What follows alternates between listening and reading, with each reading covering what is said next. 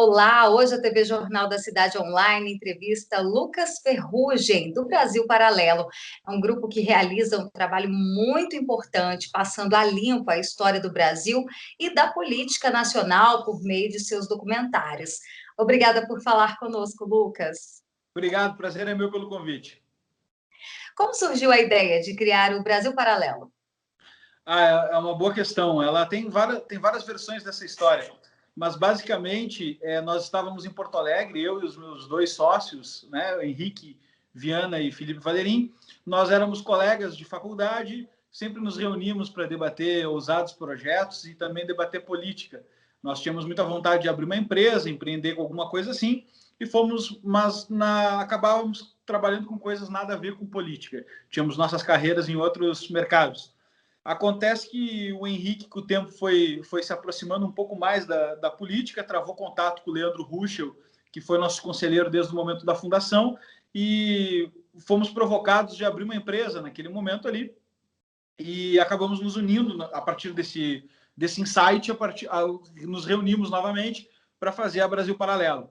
E nós não tínhamos esse nome na época, não sabíamos que iríamos trabalhar com vídeo, nem nada do gênero. Sabíamos, sim, que havia muitos formadores de opinião na internet que não tinham espaço na mídia tradicional e que não tinham suas ideias representadas com uma qualidade estética um pouco mais apurada.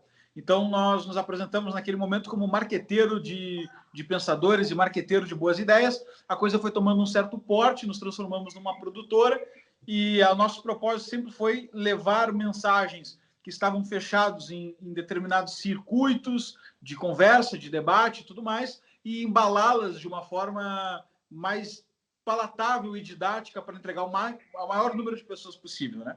E a gente acabou fazendo isso fundindo educação e entretenimento, mas foi ao decorrer do caminho, não nascemos com essa pretensão tão clara.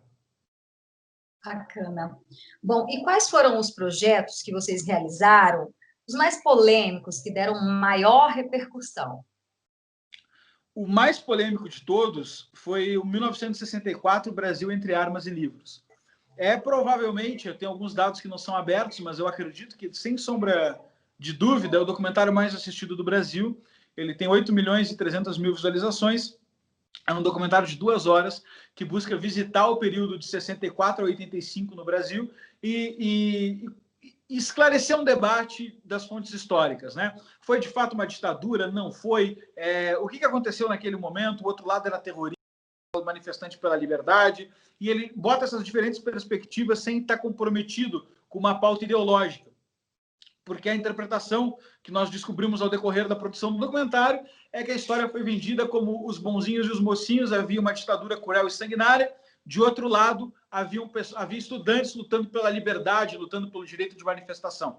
E verificando as fontes, que a gente descobre é um pouco diferente. A gente descobre que era uma guerra, 2 visões de mundo, e que essas pessoas travaram uma guerra para estabelecerem ambas uma espécie de ditadura, né?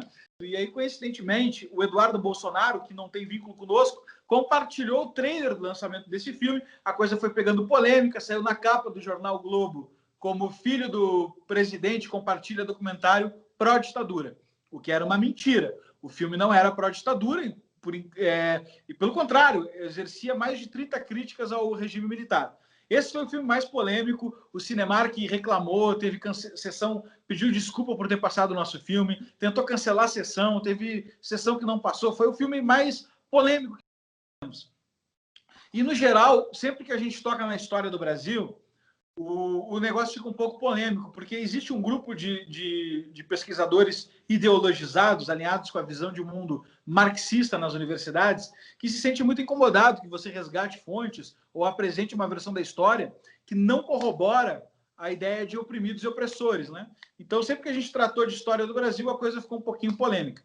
Mais recentemente, um documentário bastante polêmico que nós fizemos foi o Pátria Educadora, que criticou o sistema educacional brasileiro. E basicamente falou que nós éramos todos analfabetos, todos nós que somos egressos do sistema de ensino brasileiro, na medida em que dependemos dele, somos analfabetos. Para termos nos alfabetizado, nos capacitado e nos educado, é necessário que tenha ocorrido um estudo não formal, né? Um estudo complementar ao universitário. E essa proposição também foi vista com olhos ásperos, digamos assim. Pois é. E a operação antifraude, por exemplo, apontou inconsistências nas eleições de 2018. E Uhum. agora, nas eleições municipais, a segurança do processo eleitoral foi novamente questionada. Qual é a sua opinião sobre isso? Operação Antifraude foi um projeto que nós fizemos, que também foi bastante polêmico. Qual era a ideia, né? Nas eleições de 2018 presidenciais, começou a haver um boato de rua. Todo mundo falar um para o outro e alguns grupos de WhatsApp compartilharem, internet compartilhando, etc. Que olha, eu acho que essas urnas eletrônicas são fraudáveis. Existe uma empresa venezuelana, assim, assim, assado e tudo mais, e é possível que isso aí seja fraudado. Como no Brasil tudo virou sinônimo de corrupção, os caras roubaram na universidade, os caras roubaram na estatal, os caras roubaram no governo, roubaram no Congresso, roubaram na Petrobras, roubaram em tudo. Roubaram nos votos, roubaram em tudo. Era plausível olhar para esse negócio e dizer, não, se os caras estão falando que podem estar roubando urna eletrônica, bem provável que estejam. E aí, o que a gente resolveu fazer para amadurecer o debate? Nós fizemos um documentário, uma espécie de documentário, um mini documentário, compilando o parecer das pessoas que, no nosso entender, eram as mais habilitadas para versar sobre o tema. Então, esse vídeo que a gente colocou, chamado Operação Antifraude, ele organizava esse debate e abria a partir da seguinte premissa. Saiu uma pesquisa da Avast, aquela empresa de antivírus e tudo mais, dizendo que 94% dos brasileiros não confiavam nas urnas eletrônicas. Ou seja, a população não confia nos próprios meios que tem para eleger seus representantes. Partindo dessa premissa, a gente queria investigar o seguinte: há motivos para desconfiar ou isso é mero boato? E a nossa surpresa, a gente foi descobrindo que, sim, há motivos para desconfiar. Isso não quer dizer que estejam roubando eleições, e isso é uma outra discussão, nós não sabemos se isso acontece. Mas há motivos para desconfiar. Vários auditores que foram fazer os testes nas urnas eletrônicas lá no TSE reclamam disso. Diego Aranha, o mais notório deles, foi para o Congresso várias vezes falar disso, falando que as urnas eletrônicas não eram auditáveis. A gente lançou esse projeto, esse mini documentário que hoje está lá no YouTube, só assistir, e para qualquer pessoa que assisti-lo, vai ver que ele não propõe que as pessoas estão roubando as eleições, ele simplesmente organiza as informações disponíveis e apresenta esse panorama que não há muito motivo para se orgulhar, de que vários especialistas dizem que é possível fraudar sim. As auditorias foram inconclusivas, parece que a urna não é auditável, o sistema eletrônico é um pouco estranho, o fornecedor é um pouco estranho, as relações de transparência não são as melhores. Então, posto tudo isso num vídeo, qual foi a conclusão do Ministério Estadual de Santa Catarina, se não me engano, do Paraná, algum órgão estatal aí? Os caras derrubaram o nosso vídeo, entraram com uma liminar contra o YouTube e bloquearam o vídeo. E eles bloquearam o vídeo dizendo, não, isso aí pode atrapalhar as eleições. E aí, logo na sequência, a Globo foi lá e pegou a reportagem e falou assim, não, vou fazer uma reportagem sobre isso aqui, tá show. É fake news, operação de fraude é fake news. Qual foi a fonte que a Globo utilizou para falar que era fake news e colocar isso numa matéria de jornal? O próprio TSE. Porque o TSE emitiu uma nota dizendo, não, as urnas eletrônicas são seguras. Então, vamos lá, recapitular aqui para deixar bem claro. Nós pegamos uma desconfiança de 94% da população brasileira, segundo uma pesquisa da Avast, que é uma outra empresa. Produzimos um material em cima disso para averiguar se faz sentido essa desconfiança. Encontramos vários depoimentos de pessoas que participaram das auditorias das urnas eletrônicas, parlamentares, advogados, especialistas, dizendo que não é possível garantir a segurança do processo eleitoral. Colocamos tudo isso que já existia na internet, já existia no jornalismo, num único vídeo. Organizamos a discussão. E terminamos não dizendo que havia fraude. Nós terminamos colocando, olha, qual o motivo do governo insistir num sistema eleitoral e em processos eleitorais que a população não concorda. Foi essa a provocação. E aí os caras tiram isso dizendo que isso perturba as eleições e a Globo vai lá e cria uma matéria dizendo, não. Quem vocês disseram que é possível de estar roubando, disse que não rouba. Então a gente fala aqui que é fake news, né? Isso é a mesma coisa que você perguntar para o acusado do crime Se ele é criminoso ou inocente, qualquer policial experiente vai te dizer que ele sempre diz que é inocente. Então, é um absurdo. Hoje, nós não sabemos se houve, se há ou se haverá fraude nas urnas eletrônicas. O que a gente sabe é que é um processo eleitoral passivo de erro, como qualquer coisa no mundo, e com várias pontas por cortar, digamos assim. Tem vários porfazeres aí para deixar esse processo mais sofisticado. O fato uma coisa curiosa é que voltou a polêmica agora com as eleições municipais, né? E aí um jornalista, eu não lembro de que jornal, um jornal grande desse aí, me ligou para fazer uma entrevista. E aí eu falei, tal. E ele me pediu uma explicação desse negócio da operação de fraude. Eu dei a explicação, falei, não, mas contei, inclusive, que a Globo tinha feito isso e tal.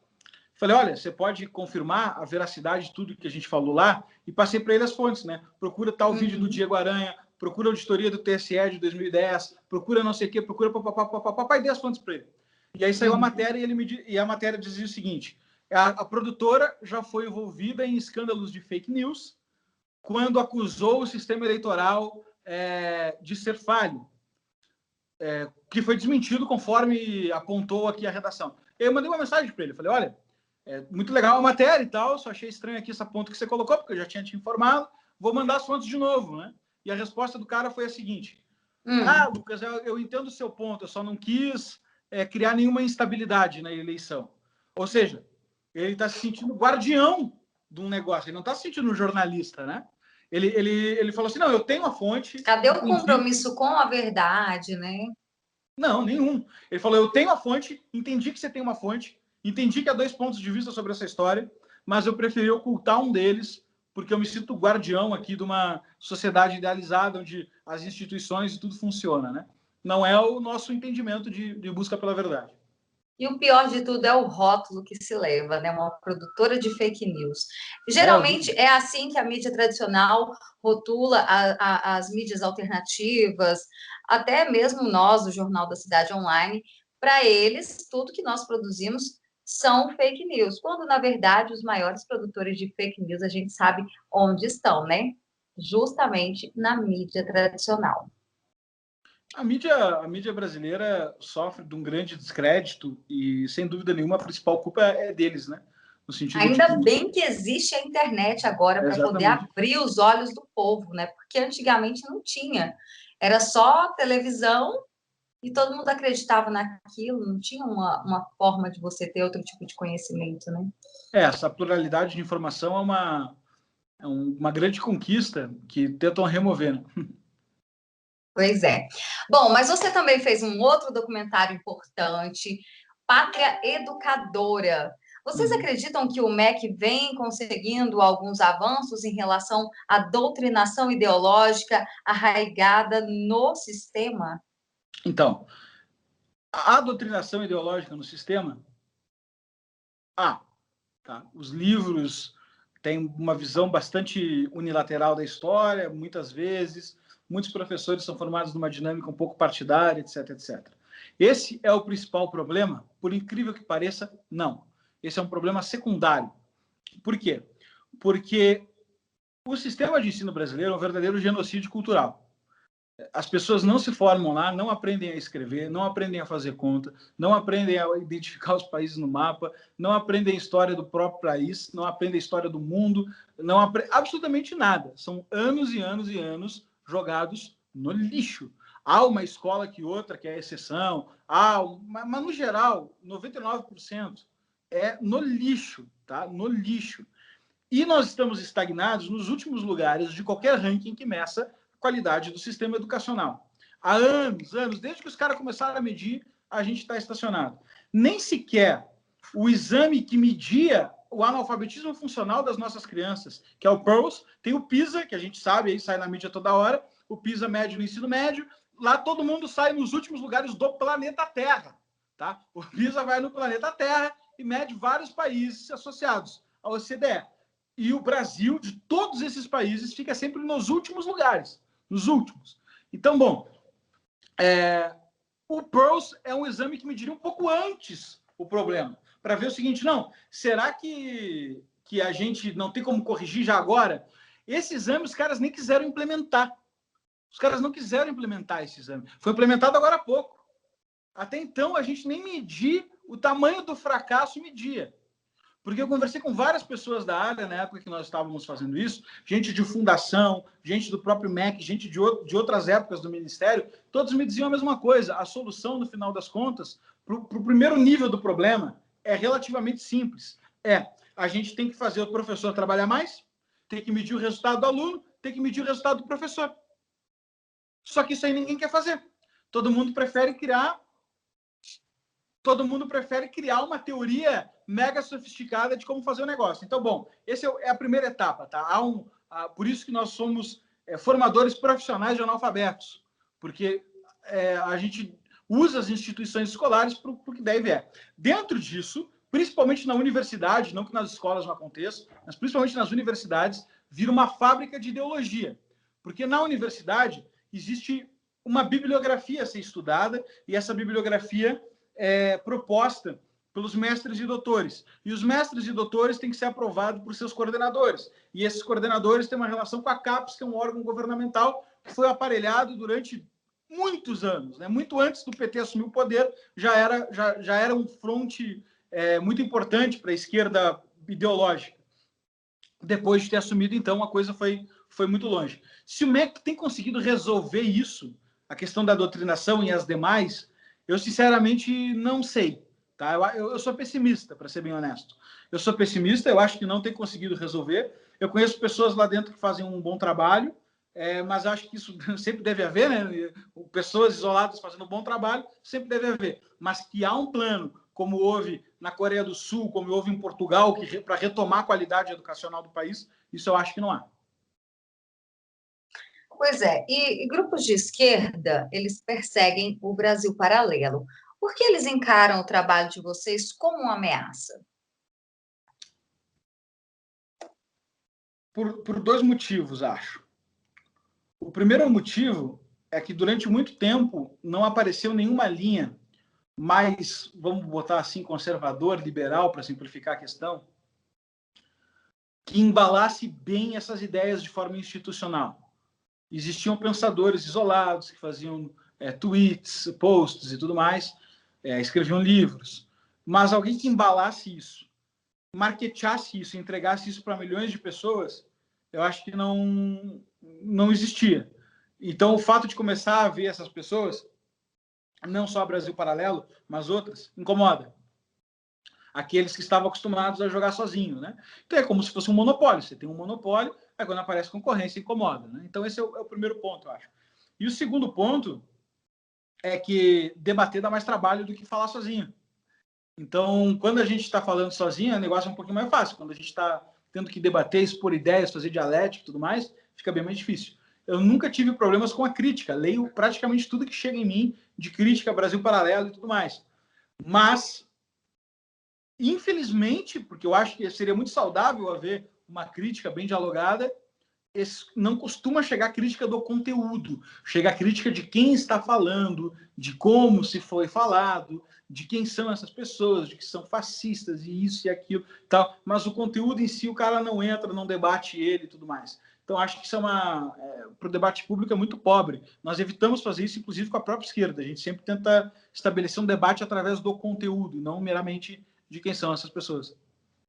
Inclusive, o Brasil Paralelo foi atacado também pelo Sleep Giants, né? Conta para quem está assistindo essa história.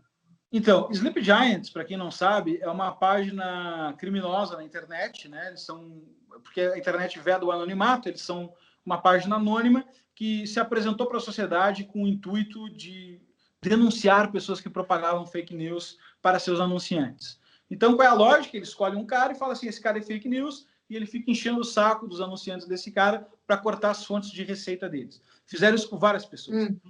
O que se apresentou na prática, embora essa ideia seja um pouco totalitária, porque bota um tribunal da verdade e tudo mais, mas o que se apresentou na prática foi muito pior do que só isso. O que se apresentou na prática é que eles eram um grupo ideologizado de perseguição a determinadas pessoas. Então, eles elegeram alguma meia dúzia e saíram perseguindo esses caras.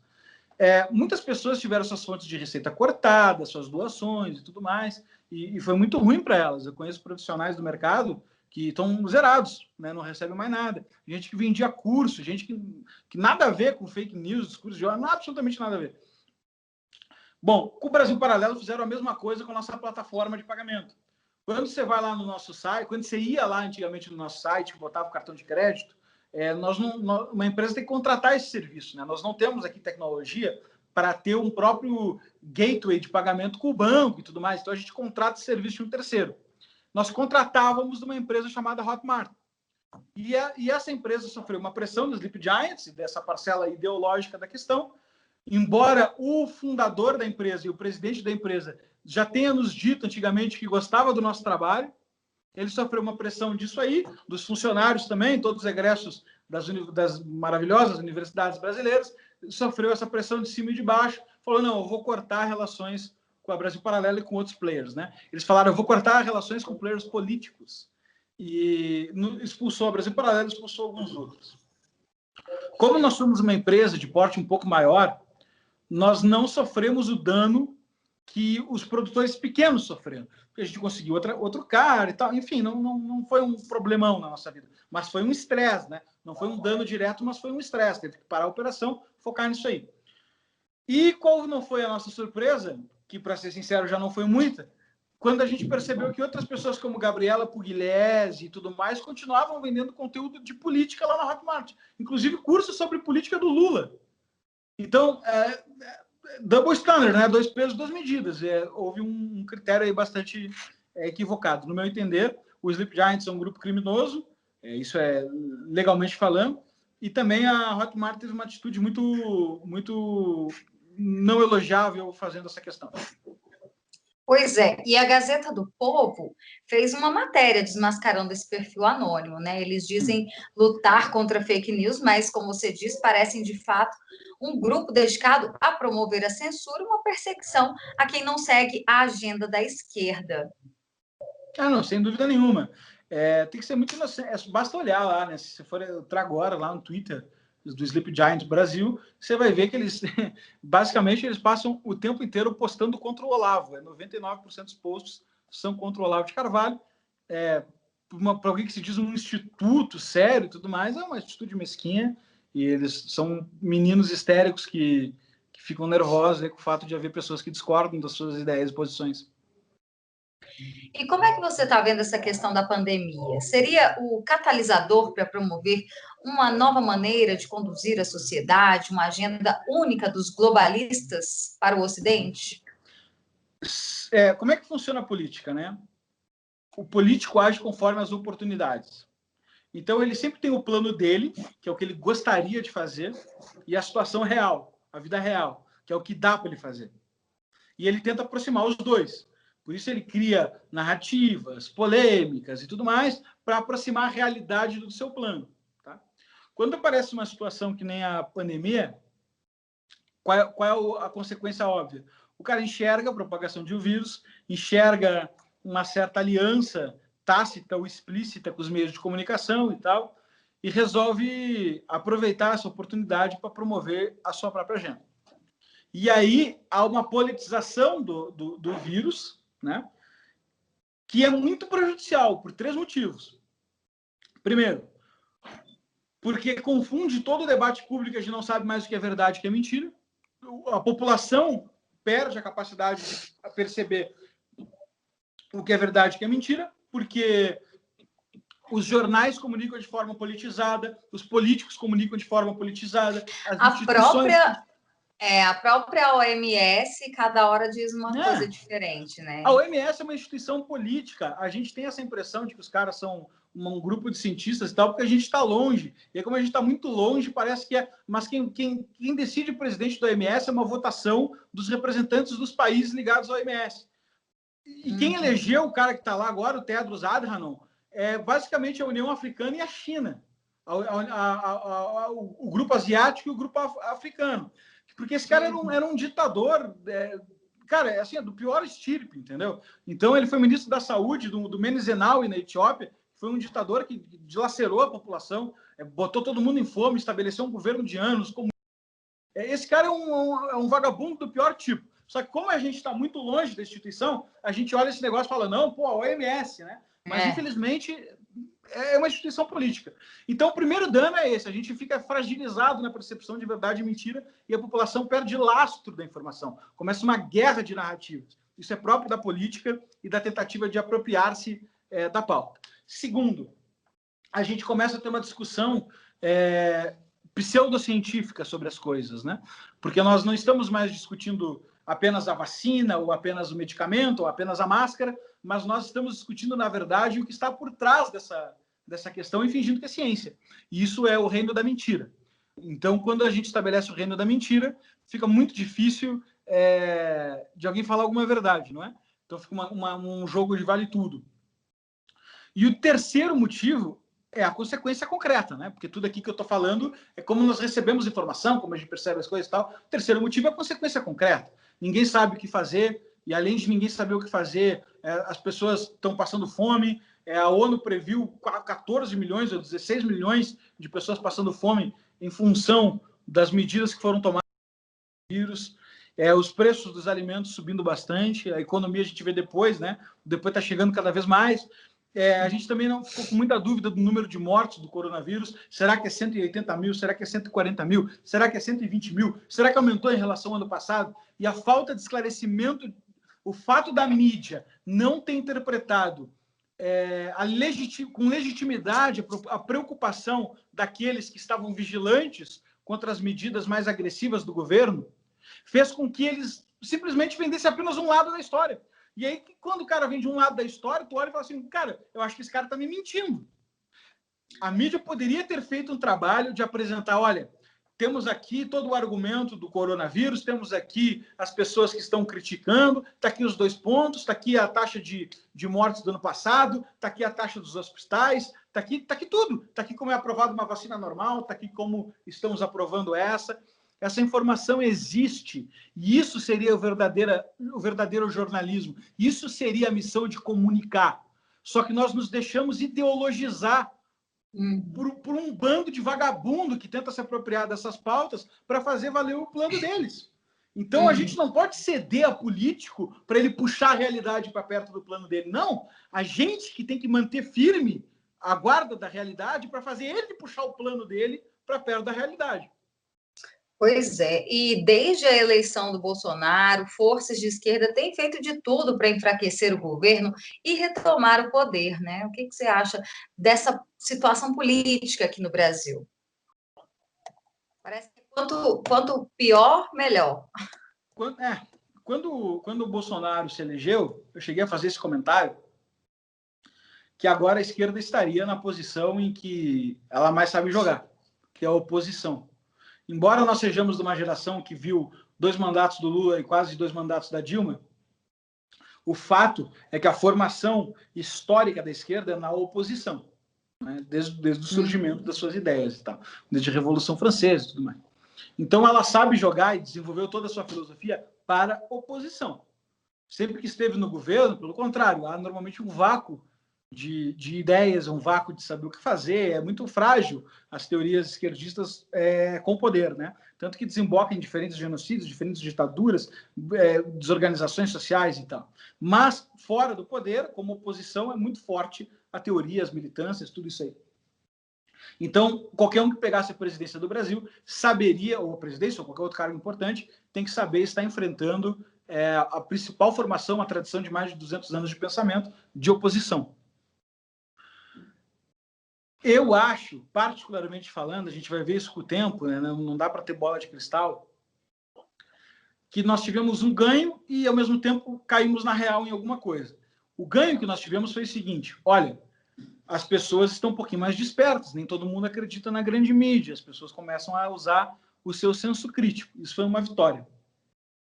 O cair na real é que eu acho assim, olha, talvez não adianta eleger um presidente conservador e achar que ele pode resolver os problemas, porque ele também é um político, porque ele também vai ser refém de negociações políticas, porque ele também nem sempre vai ser o bastião da moral e dos bons costumes que se esperaria que fosse e tudo mais. STF também não deixa. Não existe, malgrado o trocadilho, não existe um Messias em terra, né? Então, o que a gente tem que sacar a partir daqui? que se os conservadores, os liberais, as pessoas mais alinhadas à direita, ou pelo menos aquelas que não são alinhadas à esquerda, quiserem promover suas políticas, vão ter que atuar 360 graus na sociedade. Vão ter que atuar na cultura, na militância, no jornalismo, nas empresas, na política também, claro. Mas a gente vai ter que ter essa atuação 360, senão não vai dar. É isso aí. Bom, falar um pouco da China, né, que tem sido a principal parceira econômica do Brasil nos últimos anos, agora está começando a fazer exigências. Estamos aceitando a dominação e interferência direta de um regime comunista? Então, existe uma teoria no mundo das empresas que diz o seguinte: não é bom que tu tenha mais de 70% do teu faturamento na mão de um único cliente. Porque se tu quiser demitir o cliente, tu não consegue. Se ele te demitir, tu quebra. E se tu quiser negociar com ele, tu não tem poder de força. Uma teoria empresarial. Para todo mundo que se diz gestor aí, né? Sou gestor e tal, para cidades, tipo Dória e tal. Essa é uma teoria empresarial, os caras conhecem. O que acontece com o Brasil e com a China? As nossas exportações, há muito tempo, desde o boom econômico que o Lula usou para torrar dinheiro em assistencialismo, veio disso. As nossas exportações são majoritariamente para a China. Ou seja, nós pegamos aqui carne, matéria-prima, insumo, commodity, que tem pouco valor agregado, não tem marca, não tem lucro em cima, para resumir, tem uma margem de lucro muito baixa. Nós vendemos tudo isso para a China. A China pega essa matéria-prima, industrializa e vende para o planeta inteiro, os famosos produtos made in China. A China enriqueceu anos e anos com o dinheiro de americano, com trégua, com isenção fiscal, com pacote de incentivo e com, por último, essa industrialização. Agora a gente está numa situação que é realmente muito difícil. Eu não consigo entender como um político pode abandonar essa relação comercial. Nunca vi um argumento que me satisfaça, porque tu vai quebrar uma parte muito grande do nosso mercado, vai dar um boom muito grande no nosso PIB. Novos acordos comerciais, como se vinha desenhando Brasil e Estados Unidos, talvez pudesse ser uma solução, mas ainda assim muito distante de aplicável aí na hora H e tal. Então, realmente tem um problema na mão, né? É o problema do agiota, né? Tu fica pegando dinheiro do cara, um dia os juros chegam. Então, essa questão da China é uma questão global, não é só nacional, né?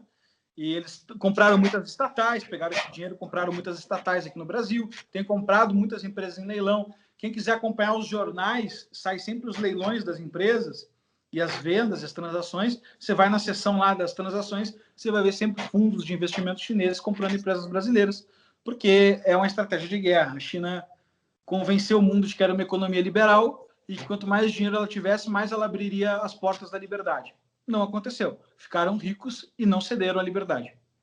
Pois é. Bom, vamos falar um pouquinho sobre as eleições americanas que estão chegando aí na reta final. Qual o impacto de uma vitória de Biden para o Brasil e para o mundo? Nós fizemos um documentário, uma trilogia chamada Fim das Nações, que soltamos há pouco no YouTube. Ela fala basicamente do contexto dos Estados Unidos, envolvendo essa polêmica das eleições e tudo mais. Recomendo que assistam. A vitória do Biden, ela tem um caminho de surpresa aí, né? Os Estados Unidos está imerso numa discussão identitária. O povo está partido entre aqueles que amam o seu país e aqueles que se sentem vítimas dele. Então, a gente vai ter que ver o desdobramento disso aí. Com a Hillary, a coisa era um pouquinho mais previsível. A gente saberia, na época, caminhos possíveis, né? Com a vitória do Biden, não me parece ser tão possível prever as coisas. Mas é fato que explodiu uma crise no Brasil lá, que é a crise da falta de confiança na legitimidade do sistema eleitoral. A mesma coisa que o Brasil passou algum tempo atrás, os Estados Unidos passaram agora, porque tiveram um percentual muito grande de votos enviados por correio em função do coronavírus, vídeos muito estranhos circulando na internet, estados que não bateram e reclamações do próprio presidente Trump dizendo que houve ilegalidades e tal. Então, os Estados Unidos parece muito frágil do ponto de vista cultural, no momento de uma crise muito intensa, enquanto países que competem com ele têm se fortalecido numa velocidade bastante grande. E a influência das Big Techs está cada vez maior, né? Quais os perigos? Elas podem editorializar opiniões, promover censura? Isso é uma grande discussão, talvez a top 1 do momento, que é, essas empresas se colocam como prestadoras de serviço de intermediar a informação sem ser editores, né? Então, vai lá o Lucas, cria um perfil, vai lá a Berenice, cria outro e simplesmente eles trocam informações do jeito que eles quiserem. Não cabe a eles arbitrar sobre isso, até porque eles teriam que ser responsáveis por tudo que eles fazem lá, caso decidissem arbitrar.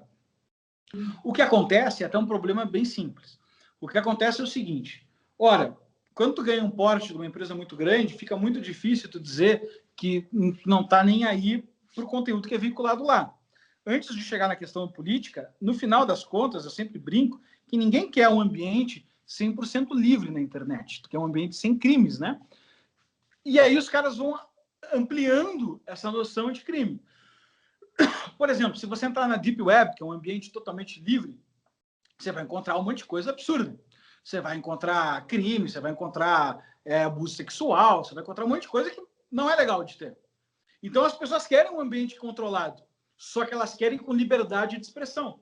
E foi isso que elas foram encontrar nas redes sociais. Foi por isso que deu esse boom, que mudou a política, mudou o rumo das coisas, né? E aí, essas empresas que já vinham regulando editorialmente seu conteúdo para manter um ambiente mais saudável para os usuários, tiveram a seguinte tentação: porra, eu acho que essas opiniões que esses caras estão falando também pode ser um crime diferente, um crime de opinião. E começaram a editar em cima disso aí. E aí abriu uma discussão. Se a empresa for editar não só as regras do conteúdo que pode ou que não pode, mas também for editar o conteúdo em si, como ideológico, como político, etc., como fake news ou como verdade, talvez ela esteja nos comunicando que cabe sobre ela a responsabilidade de comunicar tudo. E aí existe hoje uma discussão legislativa nos Estados Unidos, se vocês podem censurar determinados posts sem adquirir a responsabilidade por todos os outros posts? Vocês podem fazer isso? Essa é a discussão do momento. O fato é, agora há pouco tempo, inclusive, o Facebook está sendo processado em vários estados para o monopólio, pedindo, inclusive, a venda do WhatsApp, de outros serviços deles, como Instagram e tal, pelo fato de eles sempre comprarem pessoas que ameaçam a sua concorrência, né? Sim. O fato é, essas empresas são muito grandes, esse mercado Apple, estamos aqui nelas agora, né? Esse mercado Apple, Microsoft, Amazon, Facebook, etc. São muito grandes essas Big Techs, o nome já diz tudo. E muitos escritores de ficção científica escreveram sobre o dia que nós encontraríamos o mundo das corporações, né? Isaac Asimov, George Orwell e outros brincaram com a ideia de que um dia o mundo encontraria a era das corporações. Muitos acharam que isso era uma teoria socialista, mas o que a gente tem visto é que o socialismo cultural tem conseguido dominar grandes empresas e usar ela como uma instituição muito forte para provocar suas mudanças, né? Se essas empresas, no meu interpretação, essas empresas totalmente essa ideia. Eu acho que essa discussão está acontecendo lá dentro. E o que a gente tem visto é um ganho da versão progressista dessa história. Pois é. Bom, para finalizar, eu gostaria que você destacasse qual é a missão do Brasil Paralelo e o que vocês pretendem fazer no ano que vem. Legal. A nossa missão é resgatar os bons valores, ideias e sentimentos no coração de todos os brasileiros. Então, é resgatar, porque a gente não está inventando nada, o que a gente está falando já existe. Os bons, porque a gente não é relativista, a gente acredita que existe o bem e o mal. Valores, porque são a matéria de fé que todo mundo tem que acreditar para se ordenar no bem comum. Ideias, porque é o repertório da razão, abastecer a nossa vida com os caminhos corretos, mesmo que a gente não o siga, é o intelecto que aponta quais são. E sentimentos, que são aqueles que a gente realmente sente que fazem a gente decidir. Então, resgatar aquilo que já existia, os bons valores, ideias e sentimentos no coração de todos os brasileiros. Por que no coração? Porque o coração é o que dá ação, né? Quando a gente fala que alguém sabe algo de cor, é porque a gente quer dizer que a pessoa sabe de coração, né? Então, o coração é o que traz a ação, é o que traz a energia. E de todos os brasileiros, para não ser segregacionista. Não há racismo, não há diferença entre homens e mulheres, também não há diferença entre direitistas e esquerdistas. No momento que vocês quiserem conversar, no momento que alguém quiser se alinhar na construção de bons valores, ideias e sentimentos, estamos juntos. Então, essa é a nossa missão. O que a gente pretende fazer daqui para frente é ampliar as formas que a gente faz isso. Então, nós já fizemos muitos documentários, mais de 30. Estamos lançando agora um especial de Natal no final do ano, que é um programa show business também gratuito.